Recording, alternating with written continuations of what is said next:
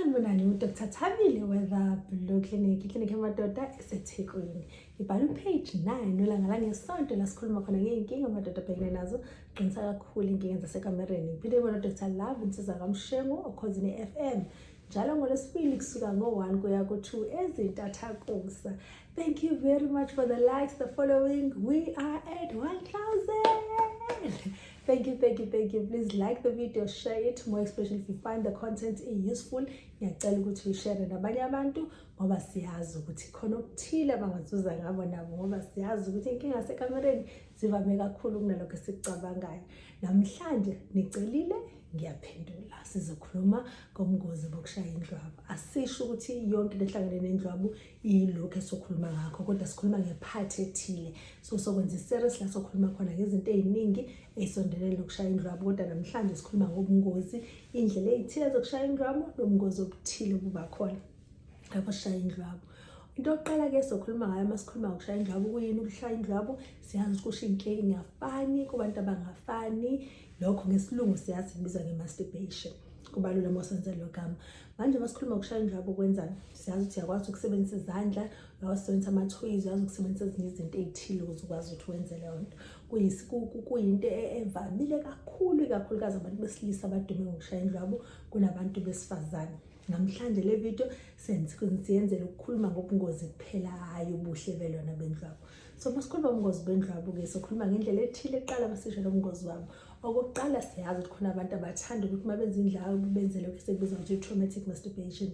Yini traumatic masturbation? Iqonda ukuthi lapho ushaya indlwabu bathanda ukuthi elale ngesisu mase ukuthi isitho sakhe sangasese cabanga ukuthi siqinile, ilona ipenis yakhe erect masishaya iphilo noma ishaye umbhede noma yini ithinta umbhede masebenza indlwabu kuleso sikhala. Ngabe buyini ubungozi balokho? Ngokucacile nje namathuba okuyilimaza cabanga ukuthi impintsheke iphilo penis ene-erection. Kanti okunye ubungozi obukhulu ukuthi lapho ukhetha ukushaya indlwabu kubalulekile ukuthi ungayishayi indlwabu ngendlela engavamile engajwayelekile, into ozothi masubuyele kwenzela inkonzo yasekamereni yenza ukuthi ungayijabuleli ngokwanele ngoba usujwayele into eziseceleni. So ukuqala lokho. Okunye futhi siyazi ukuthi abantu abanomkhuba wokwenza lokho behlelwa ukukhala, behlelwa ilibido, ukukhalela ucansi nani ngoba sebenezinto ezithile eziseceleni abayijwayele, kanti futhi baba nenkinga ekufikeni kuvuthwa ndaba orgasm lapho benza ucansi oluvamile. So siyabona ukuthi ngaba ingozi kanjani okwenza le traumatic masturbation. Kanti futhi abantu abenza traumatic masturbation bayakwazi bebe nama-erectile dysfunction eyibone ngasaqini ngendlela ejabulisayo. Iphuzu lesibili engicela sikhulume ngayo i-traumatic grip. Labantu laba ababamba traumatic death grip, i-death grip indlela ukuthi ubambe ngendlela ethile eqinile, ubambe uqinise kakhulu lapho wenza indlwabu uqinise kakhulu.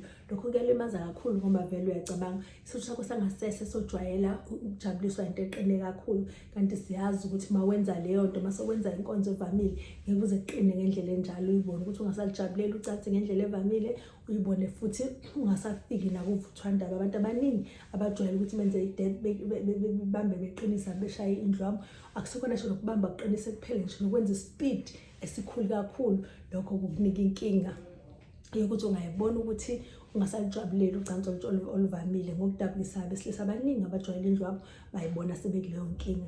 Mase kuthi okwesithathu siyazi phela ukuthi uma ushaya indlwabu unamathuba ukuthi lapho isitho sakho sangasese siqine kakhulu, ulwa lapho ushaya indlwabu unamathuba ukuthi wenze into esibiza kuyi-penile fracture, uphuke isitho sakho sangasese. Siyazi ukuthi ipenis sona kuphela isitho sangasese esikwazi ukuphuka kodwa singasilona ithambo. Mase siqinile siyakwazi ukuthi siphuke mase sathinteka kabuhlungu, and siyazi ubuhlungu obukhulu lobo. Futhi siyazi ukuthi kwenza inkinga yasekamereni okudlula lokho kungenza ubuhlungu uma uvukele okudlula lokho. Futhi siyazi ngane inkinga emchameni ube lento esibiza ukuthi i-urethral stricture, ungabisakwazi ukuthi uchame kahle, ublockeke umchamo ungazogcina ufaka amapayipi noma into enjalo.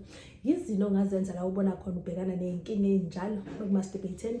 Okokuqala ungathatha ikhefu, ngathi ukuyeka ukumasturbate. Okwesibili ngathi lapho ma-masturbate jwayele ukusebenzisa ama-lubricants. Sizama ukuthi lapho simasturbate wenza ukuthi kusondele ku-normal as possible. Ngoba uma ujwayeza ukumasturbate endlela engajwayelekile yenza kube nzima ukuthi u-adjuste ekujwayeleni, u-adjuste ekujabuleleni ucansi oluvamile. Kanti enye into ebalulekile avoid ukubuka pornography nazo zonke ezinye izithombe, ukufunda ama-novels noma izinto ezizokwenza ukuthi ucabange izinto ezithe ube nama-desires angekho like not noma angaphuma engqondweni yakho ngokuvamile, kodwa kube izinto eziyi-fantasy oyibonayo. Okungcono kube izinto oyicabangela zona kuphela.